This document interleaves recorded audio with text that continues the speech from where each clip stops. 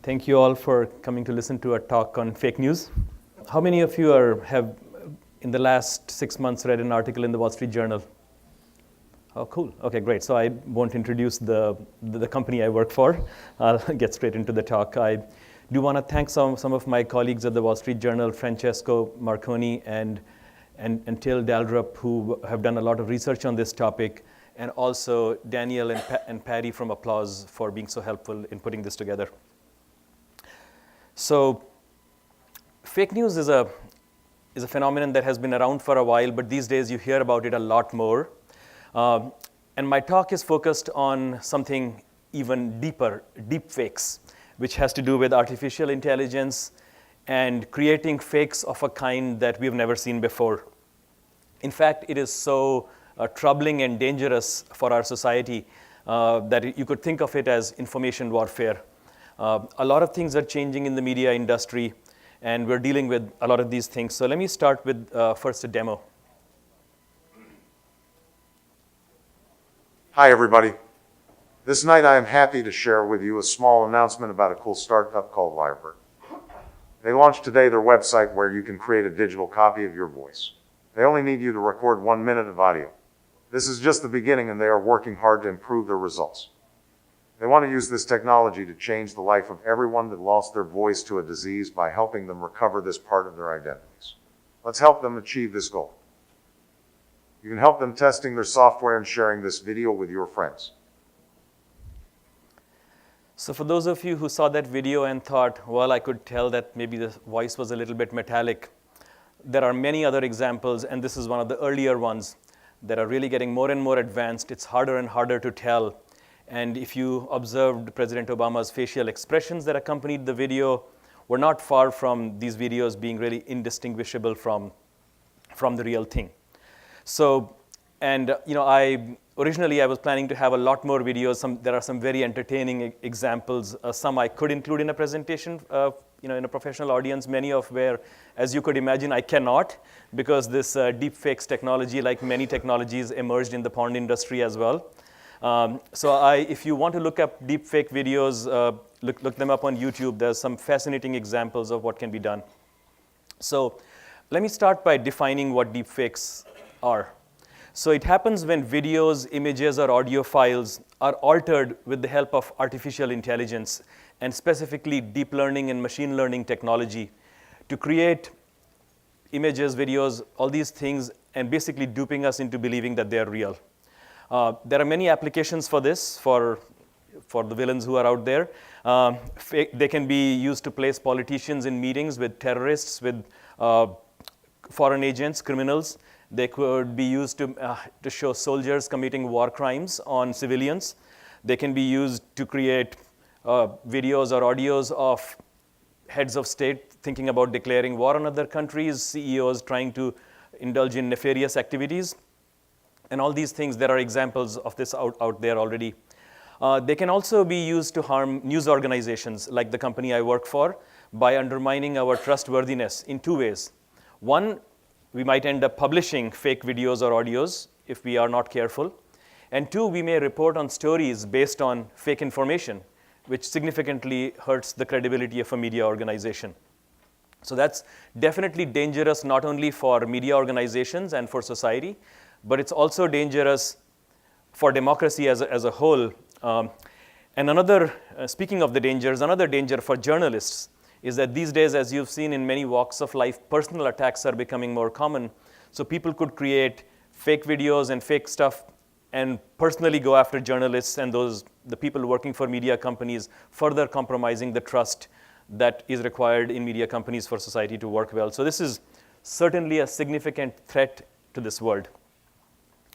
So I'll start talking about some of the examples of what deepfakes are and of the various kinds that exist. One of the most widespread and commonly used ones is face swapping.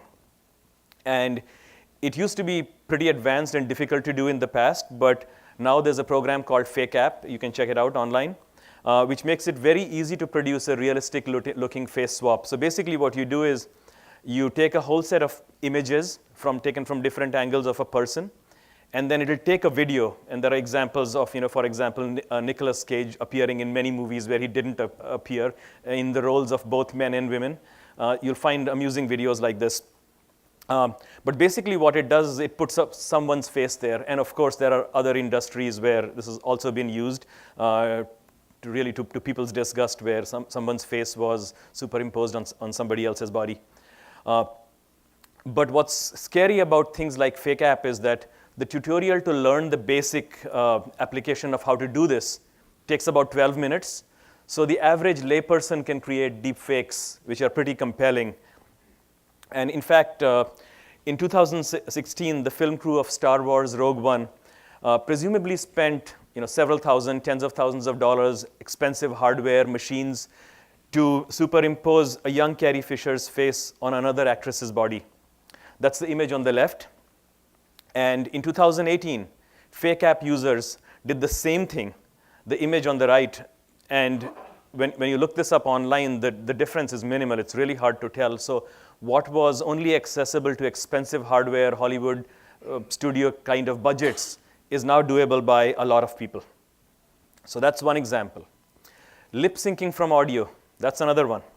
So researchers at the University of Washington were able to develop a tool that can alter the video according to the input of an audio file.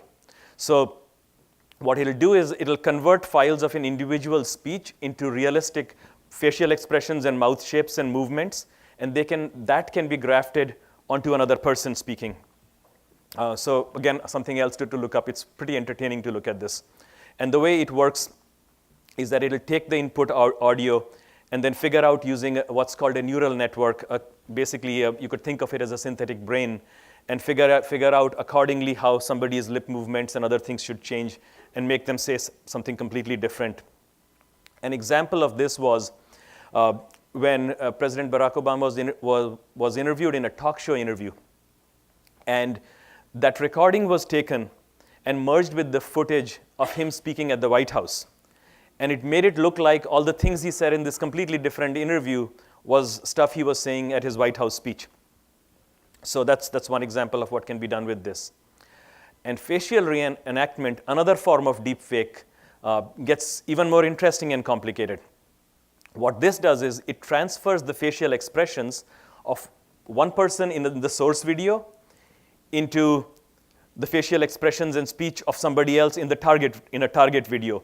So basically, you would have one person giving a speech, and then you could actually make that speech come out from somebody else's face.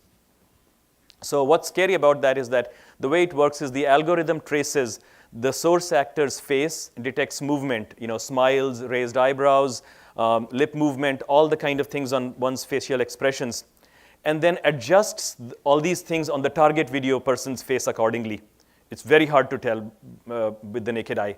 And with this technique, researchers can toy with a person's reactions, make a person feel, seem to be angry, disgusted, happy, unhappy, in any kind of emotion that was not at all on their face when their original video was taken. So one of the first examples of this was the face-to-face algorithm that was developed by the researchers at the Technical University of Munich.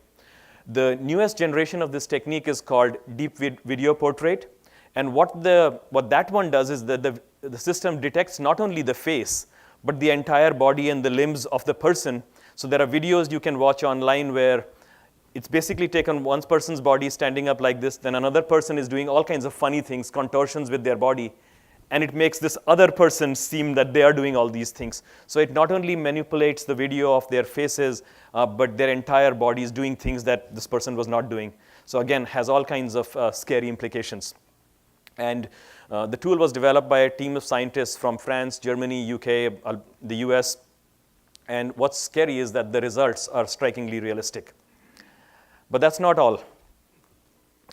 Video alteration. This one gets even more interesting. So NVIDIA, which is a chip maker and also an AI company, they have presented an algorithm which can basically alter the weather or time of day in a video. It'll take the footage from a snowy road in the winter time and make it look like summertime, the exact same scene. It'll just make subtle modifications in the scene. And all this is done with deep learning technology, where the computer has learned what the roads, the conditions in the summer look like based on looking at videos of many other summertime roads and videos, and it'll create that from the snowy thing. It can also take a daylight scene and turn it into a night scene. And this is not just in a picture, but in an entire video. It can convert a sunny day into a rainy day video. So all those, there are examples of these. I would suggest taking a look at them online and then try to tell if it's real or fake. Other things you can do with this kind of technology is you can selectively edit videos. So imagine a video where some people are walking around. They can be removed or replaced by other people or simply by the background. And that application is even more interesting and more dangerous, because what happens with that is that it's not a completely fake video. Most of the video is real, but a part of it has been modified, or a part of the screen, or a small portion of the clip. So it's very believable because it's 85, 90% reality, and then the remainder is fake. So these micro edits are even more harmful potentially than blatant fakes and harder to spot. And of course, there are AI-generated images. If you look at this one, where the road has just disappeared, and you might think at first that this was done with a lot of care and work with a Photoshop artist who rendered in, copied and pasted perhaps another scene from another part.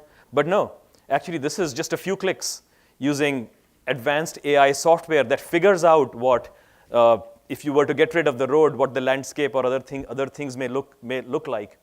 If you're wondering how it does that, it's because it has seen, just like a human being, it has seen pictures of many other places in the world. So it can fill out the scene automatically. And so Adobe is developing a prototype that makes this really easy, and anyone can do it. The scene stitching technology allows users to replace parts of pictures. Also, there are startups in this space, not only the big companies, but let'senhance.io does something very interesting. If you go to their website, on let'senhance.io, you'll see there are pictures that were taken using low-resolution cameras or older generation cell phones. And the technology lets them enhance the pictures into bright, sharp-looking pictures of high resolution, up to 4 times the resolution. And when you look at that, at first you might wonder, well, how did that happen? Maybe they've just upscaled the picture, but that's not the case. This is deep learning in action. What it's doing is it's not just filling in blank pixels, but it's actually figuring out what the objects were, and then redrawing the pictures the way a human artist may have taken weeks to fix in that picture. So because it knows what a chair looks like, it knows what a house looks like, it knows what a car looks like. And that is another kind of, it's not a classic deepfake, but what the AI technology has done, just like in this picture you see it has replaced the road with something else. It fills in details in that other example that look highly, highly realistic, but were not necessarily what was actually in the picture, because that information the AI has generated on its own. So that's another example. Now you might wonder why, if there are so many nefarious uses possible for this technology, why are people at prestigious universities and well-respected places developing and inventing these things? So there are many reasons. One is that this technology cannot be stopped. If the good people don't develop this, it's not like that the bad actors will stop developing this. The other thing is that it has a lot of legitimate useful needs, whether it's the movie industry to create special effects, dubbing, or helping people who have lost their voice to be able to speak again. So there are plenty of really good live useful applications for this technology. And another reason to develop this is so that we can fight deepfakes. So NVIDIA is, for example, developing software that can convincingly generate hyper-realistic photographs. Adobe is developing a tool called Voco, which is, think of it like as the Photoshop of audio. What it'll do is it'll take an audio transcript and you just edit the text, and then it'll change the entire audio and preserve the flow and make it sound like that the entire recording was something else. So in any place where you could have used a recording as evidence, this puts all of that into question. You can move words around, you can move sentences around, you can add completely new things, and you'll find that it'll generate a new audio file that sounds highly realistic. And Lyrebird, the example you saw earlier with President Obama speaking, what they do is, by the way, they can generate a sample of speech sounding just like you, by only listening to about 30 short sentences from you. So it's not like they need to listen to you for 3 days and learn all your speech patterns. Because it has so much AI built in and understands human speech, it will just take a few things that you have said and put that in. So these things are getting more and more advanced. That technology could be used, for example, for good things like narration of audiobooks you've written, and again for digital assistants. So there are plenty of real-world good applications for this technology. A lot of you might be thinking that this is pretty familiar. We are familiar with deepfakes, but this has implications not just for news media companies, organizations like where I work, or governments or other people, but has implications in your everyday life. Even before deepfakes, how many of you have seen a story on Facebook or Twitter that your friends forwarded you and said, oh my God, this disaster is happening and it's very believable. Copy and paste this into your own feed. Don't share it. How many of you have seen that? If I could have a show of hands. And that's basic, simple fake news that fools many of us on a regular basis. But with advanced deepfakes fake technology, it's hard to know if what we are being told is real or is it not real. Are we living in a matrix? So it's very hard to tell the fake stuff from reality. And with that, I want to do a small experiment and see, since we are at the Applause conference after all, do a quick crowdsourcing thing to see. So, I'm sure as you read publications, you've seen most of these celebrities are probably familiar to you. But one thing I'll tell you is that one of these people is actually fake, is not a real celebrity. And so I'm going to ask how many people in this room think, or first take a look at all the faces and look for a clue for which one is the fake picture. So I'm curious if you're able to solve this. All the people who think that the fake picture is in the top half please raise your hand. Okay, people think it's in the top half. How many people think that the fake picture is in the bottom half? Okay, thank you. And how many people think that the fake person is on the right-hand side? Okay. And how many people think that the fake person is on the left-hand side? Okay, excellent. You all did a great job at crowdsourcing this. All of these pictures are fake.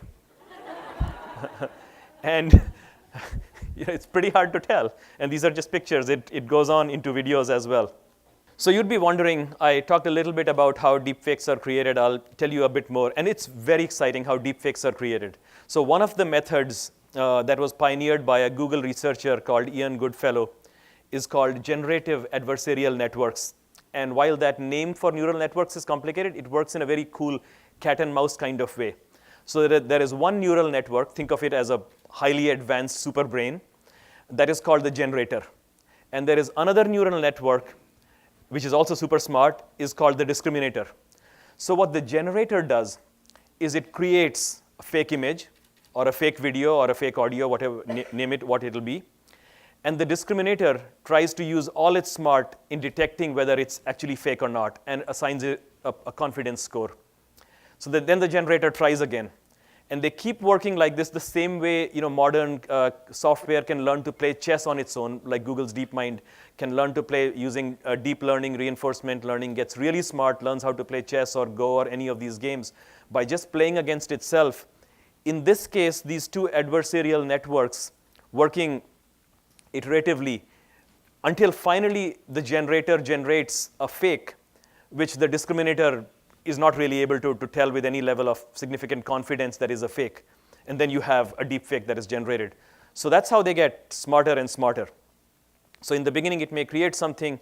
And once the discriminator is fooled, it would be very hard for a human being to be able to tell what's real or not. And as academic research in this field is becoming more and more publicly available, these kinds of technologies are in the hands of all kinds of folks with user-friendly tools like Fake App. So expect to see a lot more of this happening. Now, there are many reasons why this is important to all of us in media, but also important to you. And I'll speak to three of them here. The first is that we're a brand that relies on trust. And this is not fake, by the way. This is from our campaign. But in some surveys recently, the Wall Street Journal was rated the most trusted newspaper in America by folks on both sides of the political spectrum. So trust is really critical for us. I used to work at the New York Times before, and some of you, has anybody heard of the Jason Blair case? He was a well-known journalist, and then later on it was discovered that he had written a lot of fake stories, and over the course of many years. And once it emerged, it really shook people's faith in journalism and being able to trust what was written. And that was before the world of fake news. And nowadays, anyone, a well-meaning journalist, could fall into the trap of writing a story based on this or reporting on something that is actually sourced from fake, and can really shake the confidence that people have in our kinds of companies. The other reason is that, especially for a publication like the Wall Street Journal, we need to be accurate. What we publish, a lot of people make decisions with. It's market-moving information. So if the Wall Street Journal were to publish a story that is incorrect, it could have huge implications on the economy. And whether it's our publication or others, by publishing fake news or incorrect information could lead countries into war. So it is a real problem for all of society. That's the other reason. The third thing is, beyond just the content, but even the user experience needs to be really good. One of the reasons we work with Applause is that Applause does very thorough testing of our apps. Because every time our app has a problem or has an issue, I get personally humiliated on Twitter by people will be posting stuff on Twitter or Reddit, where I used to work, talking about how something is broken in our app or in functionality. So we take our reader experience very seriously. We want to make sure that our customers are able to get the news and information in a timely fashion and able to use the sites and services, and Applause is very helpful in making sure that we are able to do that. So, of course, this talk would be incomplete if I didn't talk about how we can deal with this problem of deepfakes, outside of the basic consumer awareness aspect. So one of the things to know is basically using machine learning to deal with this, fighting fire with fire. So, but one of the things, for example, the Technical University of Munich has developed is that they have built a big database of edited pictures called face forensics. And that can be used to teach and train algorithms about how to detect fake pictures and fake videos. Of course, one of the challenges with this is that the same data sets that universities use can also be used by the crooks to create more intelligent deepfakes. So it does become a cat and mouse game. Now, there are other technologies available and methodologies available to deal with deepfakes. So one of the things to know is that a lot of times in pictures and in videos, there are artifacts. We don't see them when you look at these things, but they are actually in the picture. So a forensics expert, for example, could look at a picture or photograph or a video and not only tell you what camera it was taken with, what lens was used, and sometimes even down to the serial number of a specific camera owned by a person. Because these devices are not perfect. They have imperfections in the lens, in the camera body, in the sensor. And those things can be found even if in the chip circuitry of the device. So with all that, you can find out these things. And typically, currently when deepfakes exist, they don't have these things, or at least not yet. Once they have them, they'll become even more complicated to tell. The other are subtle things. For example, when a person is speaking, occasionally their eyes will blink. A first-generation deepfake kind of video, their eyes may not be blinking. There are also things like a person's pulse or other sounds from their body, from their hands moving and other things can be detected or seen that would be harder to tell would be hard to, a human doesn't see them, but the software can detect them. So that's another way to find it. Okay. So the third piece, which is most relevant here, is using crowdsourcing to weed out fake news. And by the way, I first want to say, if this becomes a line of business for Applause, I hope they'll remember the Wall Street Journal. It seems like a really good fit for their business because they look into this. So what can somebody do? So until generalized artificial intelligence becomes popular, one of the things about AI is that it only knows the video or the picture it's looking at. And there, as this technology gets more advanced, there's perhaps sometimes no way to tell if it's real or fake. But a human being, especially a crowdsourced team of people, might be able to research it and find things. Say, for example, if somebody took, created a video of me based on this talk, and please don't do this actually, because I've already gave you links to these talks. But if you took made a video of me 2 years ago saying something completely ridiculous, well, somebody else might be able to say, hey, wait a minute, 2 years ago I had long curly hair. So if you use this to create a deepfake from 2 years ago, it wouldn't look like me, even though it would be very realistic. But a human being would know that, a computer wouldn't know that.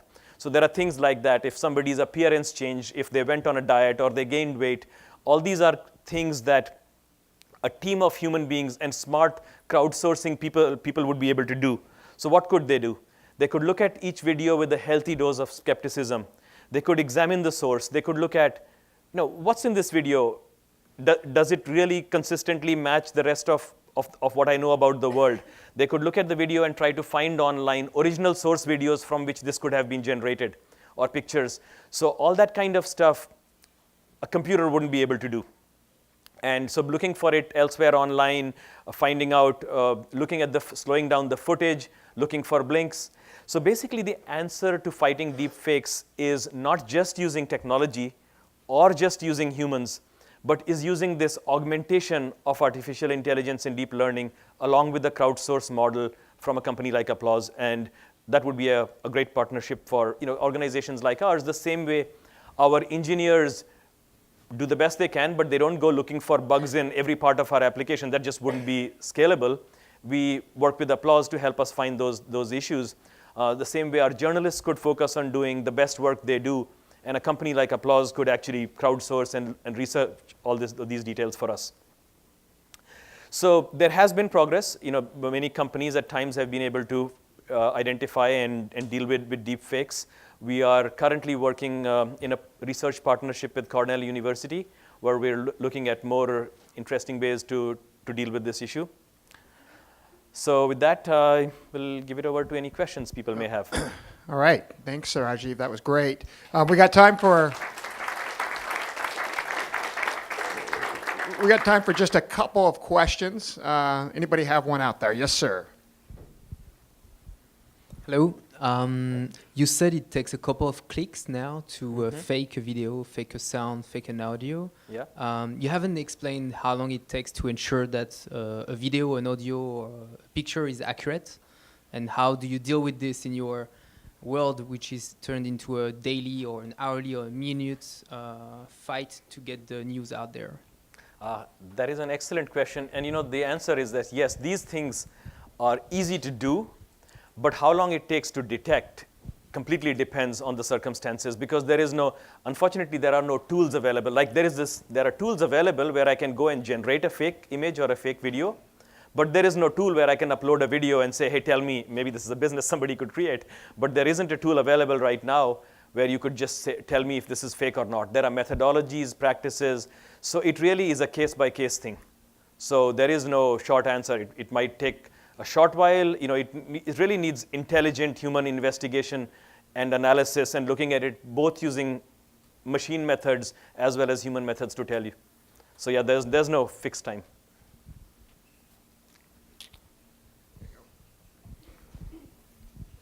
As you mentioned, faking data and faking news has been around for a long time. What have you seen as far as trends and trust year over year? Does it go up? Does it go down? And then what does the future hold? You said this is a cat and mouse game, right? So the fakers are going to get better, and then the testers are going to get better. What's the future? Is trust going to continue to decline, or will trust ever go on the rise? So I would hope that the answer is that the trust would increase, and especially for media companies like ours, where nowadays you can get a lot of people these days get news on social media. And this could be one of the ways, because we are in the business of vetting information and making sure it's accurate, that hopefully trust would increase for organizations like ours. In terms of whether trust overall related to this has gone up or down, I haven't recently looked at that research, so I couldn't answer that question. But I can certainly say that we're taking this very seriously and dealing with this issue, and it's so important. So we would our plan is certainly that the trust remains high and only gets higher for media companies like ours who are in this business. As for social media, I'm sure they are doing, Facebook and Twitter and others, they're doing their own things to deal with this. All right, guys, I think that's all the time we have, but you're going to be around to take questions. So once again, big hand for Rajiv. Thank you very much. Thank you.